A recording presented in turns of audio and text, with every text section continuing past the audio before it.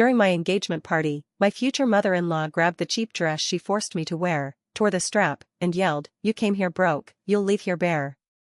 My fiancé laughed while guests stared and filmed me shaking. I ran out humiliated. 40 minutes later, his father discovered I owned the land under their new resort because she did it in front of 43 people. I know that number because I counted them later, going through the photos on my phone. The videos other guests had already started sharing before I even made it to the parking lot.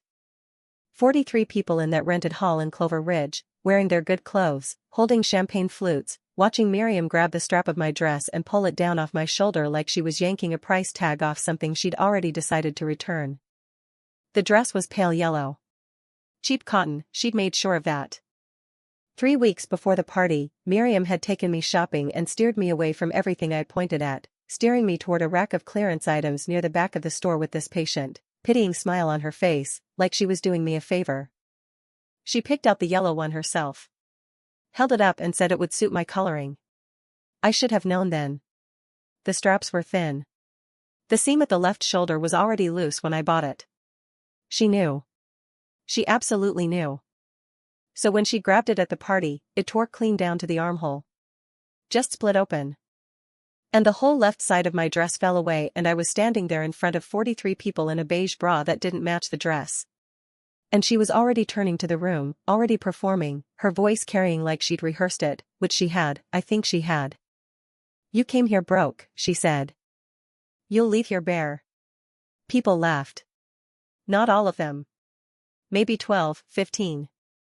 But the ones who laughed were the ones her son, my fiancé Garrett, no, that name's on the list, my fiancé Pierce, they were Pierce's friends, Pierce's cousins, Pierce's whole world that I'd been trying to fit myself into for 2 years. Pierce himself laughed. He was standing 6 feet away holding a glass of wine and he put his hand over his mouth like he was trying to hide it and he wasn't trying very hard. I held the strap against my shoulder with one hand. My fingers were shaking. I could feel the fabric of the bra strap, the little elastic edge of it, and all I could think was that I needed to get out before the shaking reached my face. I didn't cry. I want to be clear about that. I did not cry in that room. But my jaw was locked so hard my back teeth hurt and I turned and walked toward the door and someone, I still don't know who, said, "Don't go, the party just started," and there was more laughing, and I kept walking. The parking lot was cold for May. I sat in my car with the door closed and held the torn strap in my hand and breathed. Miriam had been doing smaller versions of this for 2 years. She called it honesty. She'd say things like, "I just think Pierce deserves someone who brings something to the table," or "You're sweet, Nellie, but you're not really our kind of people, are you?" Nellie is my name. Nellie Castor. She said it like it was a diagnosis. She told Pierce once, loud enough for me to hear from the next room, that I was the type of woman who latched onto men with prospects because she'd seen my apartment, she'd seen my car, she'd done the math. Pierce had said, "Mom, she's right here, but gently. The way you say it when you don't actually disagree." I sat in that car for 8 minutes. I know because I was watching my phone clock. Then I called my cousin Petra, no, that's on the list, I called my cousin Ren, also on the list, God, I called my cousin Flick. Flick is short for Felicity and nobody calls her Felicity except her dentist. Flick answered on the second ring because Flick always answers. I told her what happened. She said 3 words, "You have it?" I said, "I have it." She said, "Okay. Go home and change. I'll meet you there in 20. Here is the thing that Miriam did not know. Here is the thing that Pierce did not know, that none of them knew, because I had never told anyone except Flick and my land attorney, a quiet woman named Rose, no, that's on the list too, a quiet woman named Vale who had been my grandfather's lawyer before she was mine. The Aldera Resort. Pierce's family had broken ground on it 11 months ago. 48 acres in the valley below Clover Ridge, boutique cabins, spa, farm-to-table restaurant, the whole thing. It was Miriam's project, her crowning achievement, the thing she talked about at every dinner with the kind of breathless pride that made you feel like you'd been invited to witness history. The permits had taken 2 years to clear. The construction loan was $4.2 million. The ribbon cutting was scheduled for the following spring. My grandfather had owned land in that valley since 1961. He died when I was 19 and he left me everything because I was the only one who visited him, the only one who helped him sort his papers, the only one who knew what he had and where it was. He had 3 parcels. 2 were simple. The third was 11 acres of landlocked ground running along the eastern edge of what was now, almost completely, the Aldera Resort's main access road. Without those 11 acres, the resort had no legal road access to the county highway. The construction company had built across my land on a temporary easement that was set to expire in 30 days, on June 14. Miriam's attorneys had tried to buy the parcel from the estate 2 years ago and been told it was tied up in a family trust, which was true, because I had not yet decided what to do with it, and Vale had advised me to wait and see. I had seen. I went home and put on jeans and a gray shirt and drove to Flick's place where she had already printed everything. The deed. The trust documents. The expired purchase offer from Miriam's attorney dated August 9 of the previous year, addressed to the trust, never followed up on. The easement agreement, which I had signed as trustee without anyone knowing I was the trustee, because Vale had handled all communication and the resort's construction team had dealt with a property management company, not with me directly. The offer letter I had drafted 3 weeks ago, which I had not yet sent. Flick laid it all out on her kitchen table and said, "How do you want to do this?" I thought about the yellow dress. I thought about Pierce's hand over his mouth. "I want to do it in person," I said. "Tomorrow morning. Before they have time to talk to anyone." Flick said, "I'm coming with you." We were at the hotel where Pierce's family was staying by 9 the next morning. Miriam had booked a block of rooms for out-of-town guests, and the party had been last night, and I knew they would all be at brunch in the hotel restaurant because that was what Miriam did the morning after every event. She hosted brunch. She needed an audience for her recaps. Pierce had texted me at 11 p.m. the night before asking if I was okay. One text. He hadn't called. I hadn't responded. The restaurant was a long room with tall windows facing the valley. I could see the Aldera construction site from those windows, actually, if you stood at the right angle. The crane. The framing of the main lodge. Miriam had pointed it out to people before. At other brunches, she'd say, "You can see our resort from here." There were 11 people at the table when Flick and I walked in. Pierce saw me first and stood up, which was the right instinct, but he said, "Nellie, I'm glad you're here." I was worried, which was the wrong sentence, and Miriam looked up from her orange juice and said, "Oh good." She came back for her purse, because I'd left my purse in the hall last night in my rush to get out. She said it with this little smile, like last night was already a funny story that we all shared. "I didn't come for my purse," I said. I sat down across from Pierce.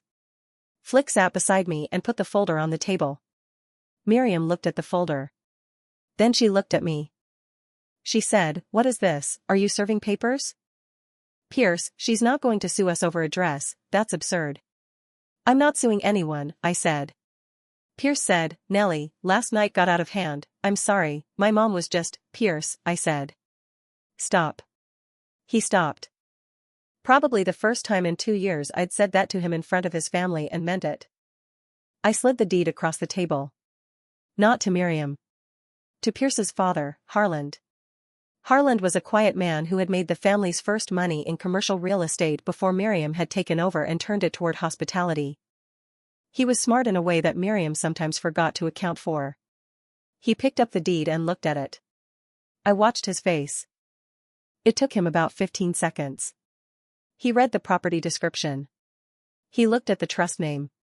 He looked up at me. His face had got a particular shade of gray that had nothing to do with the lighting in the restaurant. "Nellie," he said. Very carefully. "Yeah," I said. Miriam said, "What? What is it?" "Harland, what is she?" "This is her land," Harland said. "The Castor Trust. The Eastern Access parcel." Miriam took the paper from him. Looked at it.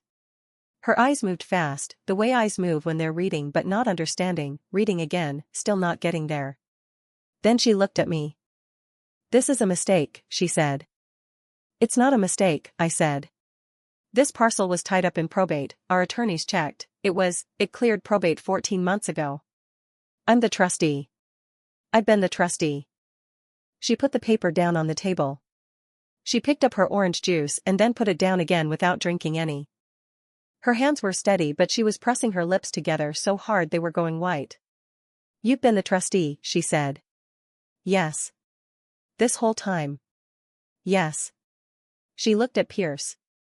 Pierce was reading the document now, his face unreadable, and she said, "Did you know about this?" And he said, "No," quietly, and she said, "Did she tell you she owned?" And Pierce said, "No, Mom," and she turned back to me and her voice had shifted into something harder, something that I think was her attempt at intimidating, a tone she used in negotiations. I'd heard it before. "All right," she said. "You want to renegotiate the easement? Fine. What are you asking?" "The easement expires in 30 days, I said. June 14th. After that, the resort loses legal road access to the county highway." Miriam said, "We'll buy the parcel outright." "We offered to buy it, I know. You offered $180,000. Current appraised value is $340,000. But I'm not selling." She blinked. "Then what do you want?" "An access easement in perpetuity." "Fine, we'll pay fair market." "I'm not interested in an easement either." The table had gone very quiet. Flick was looking at her hands. Harland was looking at me. Pierce's cousin Addie, no, that's on the list. Pierce's cousin Lauren was looking at Miriam. The server had approached and then backed away without saying anything. Miriam sat forward. And here was the version of her I'd seen glimpses of but never the full thing, the stripped-down version, the one that didn't bother with the patient smile. "What exactly do you think you're doing?" she said. "You think you can walk in here and threaten my family's resort because I embarrassed you at a party? You think this is a game? We have attorneys, Nellie, we have $4.2 million in construction loans and a ribbon cutting in 11 months, and you are 28 years old with an 11-acre scrub parcel that you probably didn't even know you had until someone told you." "I knew," I said. "I've known for 14 months. You're bluffing. I have the trust documents, the deed, and the easement agreement your site manager signed in October. Page 3, my signature, Nellie A. Castor, trustee. You can look." She looked. I watched her find the signature page. I watched her face do something complicated. The certainty cracked first around her eyes, this small tightening, and then something went slack in her jaw, just briefly, just a second, before she pulled it back. "This doesn't mean anything," she said, but the authority was thin now, like paint on wet wood. "We'll challenge it. We'll get an injunction." "On what grounds?" "It's a clean trust, clean deed, clean title. Dale has been over it twice." Harland said, quietly, "Miriam." She ignored him. She was looking at me and I could see her calculating, shifting, looking for the angle. She leaned back. She tried a different register, something almost gentle. "Nellie. You're still engaged to my son. You're going to be family. You really want to start a marriage by doing this to us?" "I'm not engaged anymore," I said. Pierce's head came up. "I'm not engaged," I said again, and I slid the ring off my finger and put it on the table next to the deed. It was a nice ring. I'd liked it. "I left last night because your mother grabbed my dress in front of 43 people and tore it off my shoulder and told me I'd leave bare," and Pierce stood 6 feet away and laughed. "So no. We're not engaged." Pierce said, "Nellie, I wasn't laughing at you, your hand was over your mouth," I said. "I was looking right at you." He didn't have an answer for that. His jaw moved once and then stopped. Miriam said, "So this is revenge?" "That's all this is." "This is a property rights conversation," I said. "What do you want to call it?" "You came here broke," she said, and her voice was hard again, reaching back for the weapon she knew, the one that had worked last night, the one she thought she could use again. "You don't have the resources to fight us in court, you don't have." "I came here broke," I said.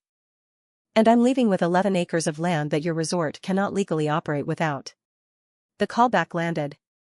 I watched it land. I watched it land in Miriam's face, in the exact shift of her eyes, the way her mouth opened and then didn't produce a word for a full 4 seconds. 4 seconds is a long time when 11 people are watching your face. Harland said, "What do you want for the parcel?"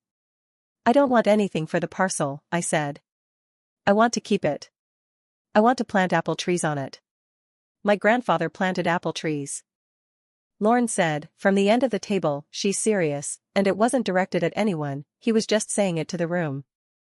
Miriam said, you cannot, you would destroy 4 years of work, 43 jobs, a $4.2 million investment, because of a dress, because of a comment at a party, because of 2 years, I said. Not a dress. 2 years.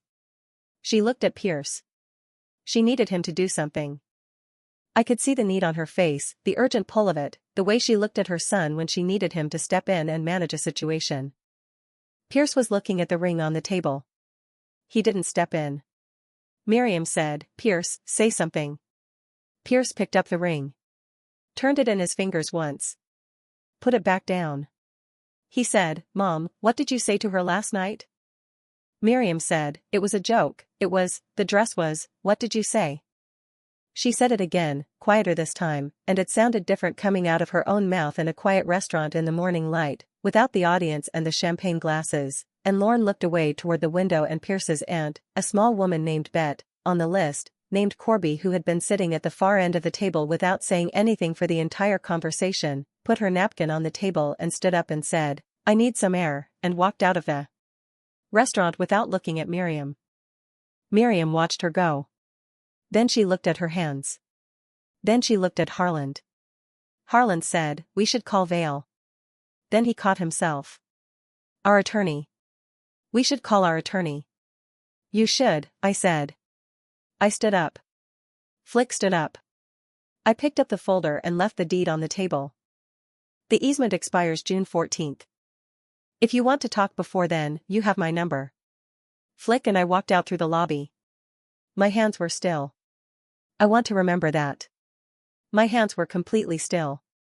Pierce called that afternoon. I let it go to voicemail. He said he was sorry.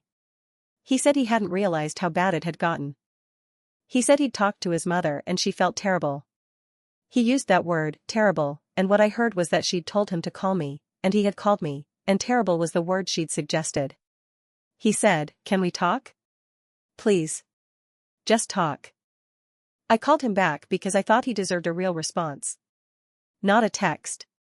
A real response. He answered on the first ring and said, Nellie, I watched you laugh, I said. I was standing there holding my dress and I looked for you and you had your hand over your mouth. That's the image I have. That's what I see. I wasn't, it was nervous, it was a nervous, Pierce. He stopped. It wasn't nervous, I said. You've been nervous around her your whole life. When you're nervous you get quiet. You don't laugh. He didn't say anything for a long moment. Then he said, what would it take? For what? For us to, I don't know. Start over. I don't know either, I said. But I know that on June 14th my grandfather's easement expires. And I know that the day after your mother grabbed my dress and your family filmed it, she sat across from me and called me broke again, like it was still a weapon, like she thought it would still work. She doesn't learn. She doesn't want to. And you let her do all of it. He said, I know. That's not enough, I said, and I hung up. Miriam called me 2 days later from a number I didn't recognize, which told me she knew I wouldn't pick up for her. She sounded different. Measured. Like she'd rehearsed this version too, but the rehearsal had been harder. She said she wanted to apologize. She said the comment at the party was inexcusable. She said it in the specific careful way that means a lawyer has told you to say it. I let her get through the whole thing. Then I said, okay. She said, I'd like to discuss the parcel. I said, I know. She waited. She expected me to keep going. I didn't. She said, Nellie, the resort employs, I know what it employs, I said. I've read the permits. Another pause. Then she tried the thing she always tried when she wanted to sound reasonable. She said, I think we got off on the wrong foot, you and I take responsibility for that. Wrong foot, I said. I wasn't welcoming. I should have been. You grabbed my dress in front of 43 people and told me I'd lead bare, I said. That's not a wrong foot. That's a choice. She said, Nellie, I'll have Vale contact your attorneys before June 14th, I said. Goodbye, Miriam. I hung up. The video of the party had already gone somewhere I couldn't control. Flick had told me the morning after that someone had posted it in a local Facebook group and it had been shared 40-something times before the group admin deleted it. But by then it had been screenshotted and reposted and someone had put it on a neighborhood gossip page with the caption asking if anyone knew the family because they'd seen the mother before at the resort groundbreaking. The resort had a Facebook page. People found it. By the time I was having that phone call with Miriam, the resort's page had 200 new comments on their most recent post, most of them asking about the video. Their PR person had deleted the comments twice and they kept coming back. Lauren called Flick, because Lauren had Flick's number from some cousin event years ago, and he told her that Miriam had spent the day after the brunch on the phone with their PR company and that the PR company had told her the best thing to do was nothing, release no statement, let it die. Miriam had reportedly called that advice cowardly. Lauren said she'd tried to post something on the resort's Facebook page herself, something about family and privacy, and Harland had made her take it down after 8 minutes because the comments had already started. Harland, it turned out, had known about the Facebook group post within an hour of the party. He'd known what his wife had done and what it looked like and what it could cost them, and he'd sat on that information through the whole brunch the next morning watching me lay out the deed and the trust documents, and he had not looked surprised. He had looked like a man watching a bill come due. Vale contacted their attorneys on June 7 with a formal notice that I would not be renewing the easement and was prepared to exercise my full rights as trustee to restrict access across the parcel effective June 14. Their attorneys sent back a counter-proposal within 6 hours. They offered $520,000 for an easement in perpetuity. I said no. They offered $340,000 for the full parcel. I said no. They asked what I wanted. I told Vale to tell them I'd consider a long-term easement agreement with conditions, and one of the conditions was a written acknowledgement from Miriam, not her attorneys, Miriam herself, of what had happened at the party, sent to me directly. Their attorney called Vale back 20 minutes later and said that wasn't a legal demand, that was a personal request, and Vale said, yes. They called back an hour after that and said their client would provide the written acknowledgement. I don't know what Harland said to her. I don't know what conversation happened in that house or in how many rooms or at what volume. What I got was a typed letter, not handwritten, 3 paragraphs, signed by Miriam. The second paragraph said, word for word, my conduct at the engagement party on May 17 was cruel and deliberate. I targeted Nellie Castor because I believed she had less power than me. I was wrong about that. I believed she had less power than me. I have that letter in a frame in my hallway. I know that sounds like something, and it is something. It's the only thing I asked for that they couldn't put a number on. The easement agreement was signed on June 12. 50-year term, renewable, with a clause giving my trust right of first refusal if the resort ever sells. Fair market compensation annually. Vale said it was the best access easement she'd drafted in 20 years. She said it with this quiet satisfaction that I think was also personal, for her, because she had known my grandfather and she had a sense of what he would have thought. Pierce and I were officially done by June 1. He didn't fight it. I think some part of him was relieved, which made 2 of us.